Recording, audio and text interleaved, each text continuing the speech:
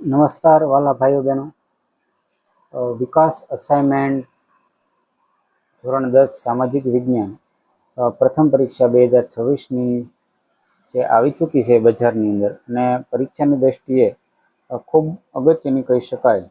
અને આદર્શ પ્રશ્નપત્રો ખૂબ સારી રીતે જ્યાં આપેલા છે, એવા વિકાસ અસાઇનમેન્ટનું સોલ્યુશન છે આજે આપણે કરવાના છીએ.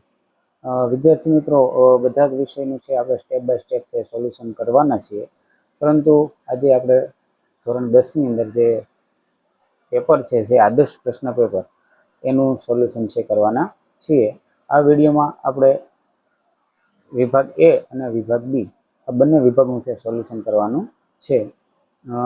વિડીયો અંત સુધી જોજો. ચેનલમાં તમે નવા હો તો સબસ્ક્રાઈબ કરી લેજો, કારણ કે પ્રથમ પરીક્ષાની આવતા ધોરણ 10 અને અન્ય ધોરણના અને બધા જ વિષયના વિડીયો છે આપણે સોલ્યુશન સાથે મૂકવાના છે. તેની સંપૂર્ણ તૈયારી છે એ થઈ ચૂકી છે. આજે આપણે જોઈએ હવે પ્રથમ પરીક્ષા 2026ની અંદર ધોરણ 10નું સામાજિક વિજ્ઞાન જે છે તેનું સોલ્યુશન, જે અસાઇનમેન્ટનું આપેલું છે. જોઈએ હવે. વિદ્યાર્થી મિત્રો, આ આદર્શ પ્રશ્ન પેપરની અંદર આપણે સૌ જાણો છો કે પ્રશ્નપત્રમાં કુલ 4 વિભાગો આપેલા હોય છે અને કુલ 54 પ્રશ્નો છે રહેલા હોય છે. એ પ્રશ્નોનું સોલ્યુશન છે આપણે કરવાના છીએ. તો વિડીયોમાં અંત સુધી બન્યા રહેજો, જેથી કરીને છે એ બધી જ માહિતી છે તમને મળી રહે. વિભાગ એની અંદર જોઈએ તો યોગ્ય જોડકા જોડો, એ રીતનું છે આપેલું છે. તો એમાં સૌથી પહેલાં ક્રમ વિભાગ એ અને વિભાગ બી. મેં માત્ર તમને અહીંયા છે જવાબ આપેલા છે. તમે અહીંયા જોઈ શકો કે પહેલાં છે ઓઠાનો મેળો, તો તેની સામે જવાબ આવે છે ધોળકા. બીજું છે કુચીપુડી, એમાં આંધ્રપ્રદેશ. રાયનો વિઝન, એની અંદર આવે છે ગેંડા પરિયોજના. ધરોઈ, તેમાં સાબરમતી. અને મિશ્ર અર્થતંત્ર, એના જવાબ આવશે નિયંત્રિત આર્થિક પદ્ધતિ. એક સ્પષ્ટતા વિદ્યાર્થી મિત્રો, કે તમને આમાં જવાબમાં કોઈ વિસંગતતા જણાય તો કોમેન્ટ કરીને મને અવશ્ય જણાવજો, જેથી કરીને આપણે એની અંદર સુધારો કરી શકીએ. તો એ પણ એક ખાસ સૂચન છે આપવા વિનંતી. મેં માત્ર પ્રયાસ કરેલો છે તમને ખૂબ સારી રીતે સમજી શકો તે માટે. ત્યાર પછી છે નીચેના વિધાનો ખરા છે કે ખોટા તે જણાવો. છઠ્ઠા ક્રમમાં આવશે જૂનાગઢમાં 4 ગુફા સમૂહો આવેલા છે. તો ઉત્તર છે ખોટું છે. તેની સ્પષ્ટતા પણ મિત્રો અહીં આપેલ છે કે જૂનાગઢમાં મુખ્ય 3 જ ગુફા સમૂહો છે. બીજું 7મું છે તુર્કી ભાષા દિલ્હીના સુલતાનોની રાજભાષા હતી. આ ઉત્તર પણ ખોટો છે. સ્પષ્ટતા છે અહીંયા, જરૂર નથી પણ આપેલી છે કે દિલ્હીના સુલતાનો સત્તાવાર રાજભાષા ફારસી હતી, તુર્કીની. સરસવ એ રવિ પાક છે, તો તેનો જવાબ છે ખરું. આર્થિક વૃદ્ધિ એ આર્થિક વિકાસ પછીની અવસ્થા છે, એ વિધાન પણ ખરું છે.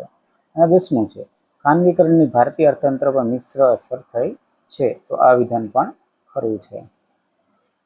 ત્યાર પછી છે યોગ્ય વિકલ્પ પસંદ કરી ખાલી જગ્યા પૂરો, જે 11મા ક્રમ ઉપર છે. પ્રાચીન કાળમાં હિન્દુઓ આર્ય કહેવાતા. આ મિત્રો જે અલગ કલરથી જે જવાબ આપેલો છે તેનો જવાબ છે. આપણે વિકાસ અસાઇનમેન્ટ, પરીક્ષાલક્ષી અસાઇનમેન્ટ છે તેનું સોલ્યુશન કરી રહ્યા છીએ. 12મું છે ઓડિશામાં કોણાર્કનું સૂર્ય મંદિર આવેલું છે. જમીન, મકાન વગેરે વ્યક્તિગત સંસાધન છે, અને ગુજરાતમાં 4 જેટલા રાષ્ટ્રીય ઉદ્યાનો છે. 15મું છે ગામડું જ ભારતીય અર્થતંત્રનું હૃદય છે. તો આ યોગ્ય વિકલ્પ વાળા હતા. ત્યારબાદ છે યોગ્ય વિકલ્પ પસંદ કરી ઉત્તરો લખો. એટલે કે ABCD છે એમાંથી આપણે જોવાનું છે. પહેલું છે 16મા ક્રમ ઉપર ભારતનો કયો વેદ સંગીત કલાને લગતો ગણાય છે? તો તેનો સાચો ઉત્તર તમે જોઈ શકો, તે સામવેદ. સ્તંભ લેખો કઈ લિપિમાં કોતરાયેલા છે? સાચો ઉત્તર છે બ્રાહ્મી લિપિમાં. ચોકલેટ શેમાંથી બને છે? કોકોમાંથી. આર્થિક રીતે ભારત કેવો દેશ છે? વિકાસશીલ. વિશ્વ વ્યાપાર સંગઠનનું વડુ મથક ક્યાં આવેલું છે? તો તેનો જવાબ છે બી, જીનીવામાં, સ્વિટ્ઝરલેન્ડ. ત્યાર પછી છે નીચેના પ્રશ્નોના સંક્ષિપ્તમાં ઉત્તર લખો. 21મા ક્રમ ઉપર છે કયો યુગ કલાનો સુવર્ણ યુગ કહેવાય છે? જવાબ છે ગુપ્ત યુગ. 22મો પ્રશ્ન કયા વેદને યજ્ઞનો વેદ કહે છે? તો તેનો જવાબ છે યજુર્વેદ. વિદ્યાર્થી મિત્રો, તમે આખા વાક્યમાં લખજો, મેં ટૂંકમાં છે દર્શાવેલું છે. જળ પ્રદૂષણના મુખ્ય સ્ત્રોતો ક્યાં છે? ઉદ્યોગોનો રાસાયણિક કચરો, દૂષિત પાણી અને ગટરનું ગંદુ પાણી. ભારતમાં સૌથી ઓછી ગરીબી ધરાવતું રાજ્ય કયું છે? ગોવા. તો આ એ વિભાગ છે જોયું. ત્યારબાદ છે હવે બી વિભાગ જોઈએ. તેનું પણ સંપૂર્ણ સોલ્યુશન છે. એમાં પ્રશ્ન છે બી વિભાગની અંદર, એટલે કે 25મા ક્રમથી છે પ્રશ્ન રહેલો હોય છે. તો એ જોઈએ. ભારતની રાષ્ટ્ર મુદ્રામાં દર્શાવેલા પ્રાણીઓના નામ શોધીને લખો. તો આપણે સૌ જાણીએ છીએ એનો જવાબ કે ભારતની રાષ્ટ્ર મુદ્રામાં 4 વાઘ, 4 સિંહ, ઘોડો, ગાય, હાથી, ઊંટ, બળદ અને 2 હરણ છે. આ રીતે દર્શાવવામાં આવેલા છે. 26મા ક્રમ ઉપર છે એ પ્રશ્નનો જવાબ જોઈએ. ભારતના પ્રાકૃતિક વારસા અને સાંસ્કૃતિક વારસા વચ્ચેનો તફાવત સમજાવો અથવા જણાવો. તો તેનો ઉત્તર છે પ્રાકૃતિક વારસો જોઈએ. તો પ્રાકૃતિક વારસો કુદરત તરફથી મળેલ અમૂલ્ય ભેટ છે અને તે કુદરત સર્જિત હોય છે. તેમાં નદીઓ, પર્વતો, સાગર, વનસ્પતિ અને અન્ય જીવો જેવી કુદરતી બાબતનો સમાવેશ થાય છે. સાંસ્કૃતિક વારસો જોઈએ. સાંસ્કૃતિક વારસો માનવીએ પોતાની બુદ્ધિશક્તિ અને કલા કૌશલ્ય દ્વારા મેળવેલો અથવા સર્જેલો વારસો છે અને માનવ સર્જિત હોય છે. તેમાં મહેલો, કિલ્લાઓ, સિક્કાઓ, શિલાલેખ, મંદિરો અને સાહિત્ય જેવી બાબતનો પણ સમાવેશ થાય છે. ત્યારબાદ 27મો પ્રશ્ન જોઈએ. સંગીત રત્નાકરનો પરિચય આપો. તો સંગીત રત્નાકર ગ્રંથની રચના પંડિત સારંગદેવે કરી હતી. આ ગ્રંથ ભારતીય સંગીત શાસ્ત્રનો અગત્યનો મહત્વનો ગ્રંથ માનવામાં આવે છે. આ ગ્રંથમાં સંગીતના વિવિધ પાસાઓ, સ્વર, તાલ અને રાગ વગેરેનું ખૂબ જ ઊંડાણપૂર્વક વર્ણન કરવામાં આવ્યું છે. ત્યારબાદ 28મો પ્રશ્ન છે. ક્રમ છે થોડોક નહોતો આપેલો, આપણે આપી દઈએ. સારનાથના સ્તંભનો પરિચય આપો. સારનાથનો સ્તંભ સમ્રાટ અશોકના સમયમાં બનાવવામાં આવ્યો હતો. તેની ટોચ પર પીઠ ટેકવીને ઉભેલા 4 સિંહોની આકૃતિ છે. સિંહોની નીચે ધર્મચક્ર તથા હાથી, ઘોડો, બળદ અને સિંહની આકૃતિઓ કંડારવામાં આવી છે. સારનાથ ભગવાન બુદ્ધના ધર્મચક્ર પ્રવર્તનનું સ્થળ હોવાથી આ સ્તંભનું વિશેષ મહત્વ છે. આ ધર્મચક્રને ભારતના રાષ્ટ્રધ્વજમાં સ્થાન આપવામાં આવ્યું છે અને 4 સિંહોની આકૃતિને ભારતના રાષ્ટ્રીય પ્રતીક, રાષ્ટ્રમુદ્રા તરીકે સ્વીકારવામાં આવી છે. ત્યારબાદ 29મો પ્રશ્ન જોઈએ આપણે. એનો ક્રમ પણ છે આપણે આપી દઈએ. મધ્યયુગના સંસ્કૃત સાહિત્યનો ટૂંકનો પરિચય આપો. મધ્યયુગના પ્રારંભમાં કાશ્મીરમાં સંસ્કૃત ભાષામાં અનેક મહત્વના ગ્રંથો રચાયા હતા. સોમદેવ કથાસરિત સાગર નામનો પ્રખ્યાત ગ્રંથ રચ્યો હતો. કલ્હણે કાશ્મીરનો ઇતિહાસ દર્શાવતો રાજતરંગીણી ગ્રંથ લખ્યો, જે ભારતનો સર્વપ્રથમ ઐતિહાસિક ગ્રંથ ગણાય છે. કવિ જયદેવે ગીત ગોવિંદ નામનો સુંદર કાવ્ય ગ્રંથની રચના કરી હતી અને શંકરાચાર્ય સંસ્કૃતમાં વિવિધ ભાષાઓની રચના કરી હતી. ત્યારબાદ ભાસ્કરાચાર્ય તો સિદ્ધાંત શિરોમણી તથા લીલાવતી જેવા ગણિતના મહાન ગ્રંથો રચ્યા હતા. ત્યાર પછી આપણે જાણીએ કે 30મો પ્રશ્ન છે. વિજ્ઞાન અને ટેકનોલોજીનું મહત્વ દર્શાવો. વિજ્ઞાન અને ટેકનોલોજી માનવ જીવનને વધુ સુખમય, સરળ અને સુવિધાયુક્ત બનાવ્યું છે. તેના વિકાસથી વિવિધ દેશો વચ્ચેનો વ્યવહારો અને સંદેશાવ્યવહાર ખૂબ જ સરળ બન્યા છે. તે દેશના આર્થિક, ઔદ્યોગિક અને સામાજિક વિકાસમાં મહત્વનો ફાળો આપે છે. આધુનિક સમયમાં શિક્ષણ, આરોગ્ય, કૃષિ ઉદ્યોગ, પરિવહન અને સંદેશાવ્યવહાર જેવા ક્ષેત્રોમાં તેનો વ્યાપક ઉપયોગ થાય છે અને તેનાથી સમય અને શ્રમની બચત પણ થાય છે. ત્યાર પછી જોઈએ 31મો પ્રશ્ન. પર્વતીય જમીન કોને કહેવાય? તો પર્વતીય જમીનો ખાસ કરીને હિમાલયના ઢોળાવો અને ખીણોમાં જોવા મળતી જમીનને પર્વતીય જમીન કહે છે. આ જમીનનું સ્તર કે પડ પાતળું હોય છે અને તે સામાન્ય રીતે અપરિપક્વ પ્રકારની હોય છે. ત્યાર પછી 32મો પ્રશ્ન છે જોઈએ. રાષ્ટ્રીય ઉદ્યાન એટલે શું? કુદરતી વનસ્પતિ, વન્યજીવો, કુદરતી સૌંદર્ય અને પર્યાવરણીય મહત્વ ધરાવતા વિસ્તારોના સંરક્ષણ માટે કાયદાકીય રીતે સુરક્ષિત કરવામાં આવેલા વિસ્તારને રાષ્ટ્રીય ઉદ્યાન કહે છે. રાષ્ટ્રીય ઉદ્યાનમાં માનવીય પ્રવૃત્તિઓ અને પશુઓને ચરાવવા પર અભયારણ્ય કરતાં વધુ કડક નિયંત્રણો હોય છે અને તે કોઈ એક જ પ્રજાતિના સંરક્ષણ પૂરતું મર્યાદિત હોતું નથી. ઉદાહરણ તરીકે ગીર રાષ્ટ્રીય ઉદ્યાન, કાઝીરંગા રાષ્ટ્રીય ઉદ્યાન વગેરે. 33મા ક્રમ ઉપર આપણે આવીએ. મકાઈનો ઉપયોગ જણાવો.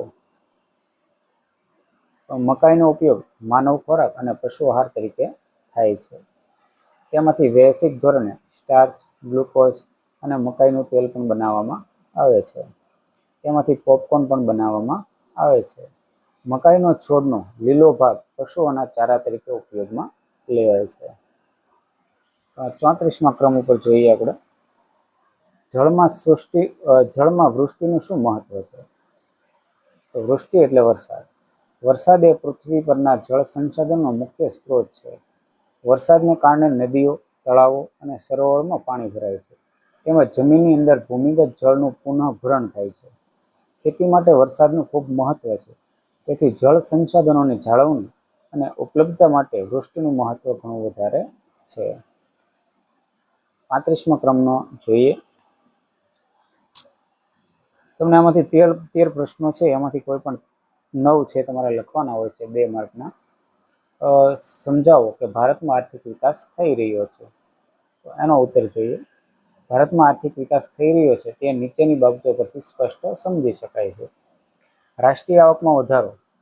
દેશની કુલ રાષ્ટ્રીય આવકમાં સતત વધારો નોંધાઈ રહ્યો છે. માથાદીઠ આવકમાં પણ વધારો. લોકોની સરેરાશ વાર્ષિક માથાદીઠ આવક વધી રહી છે. જીવન ધોરણમાં સુધારો.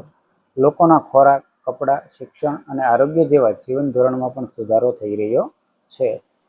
માળખાકીય સુવિધાનો વિકાસ.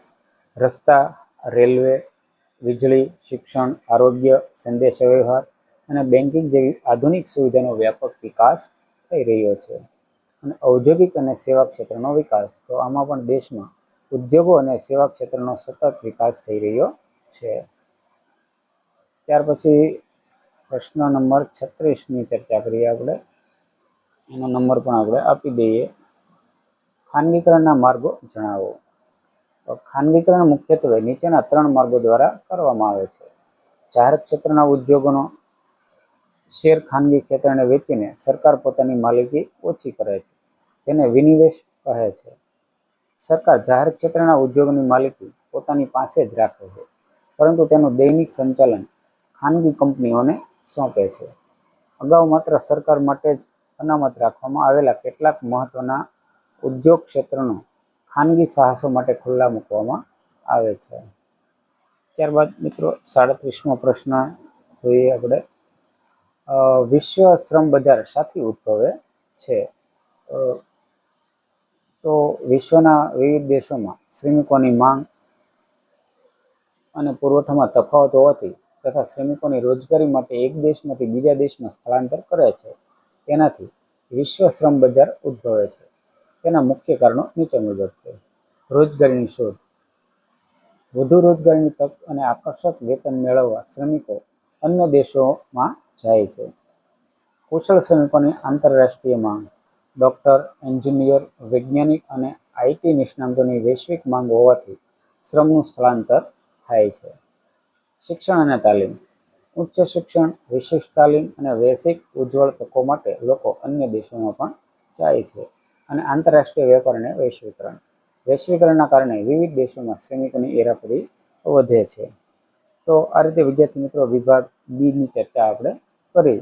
તો અગાઉ એ અને બી, તો આ બંનેનું સંપૂર્ણ સોલ્યુશન છે મિત્રો આપવાનો પ્રયત્ન કરેલો છે. ફરીવાર પણ તમને કોઈ જવાબમાં વિસંગતતા રહે તો ફરીવાર ક્ષમા માંગી અને કોમેન્ટ છે અવશ્ય કરજો, જેથી કરીને આપણને ખ્યાલ આવે કે આના જવાબમાં આપણે શું કરી શકીએ.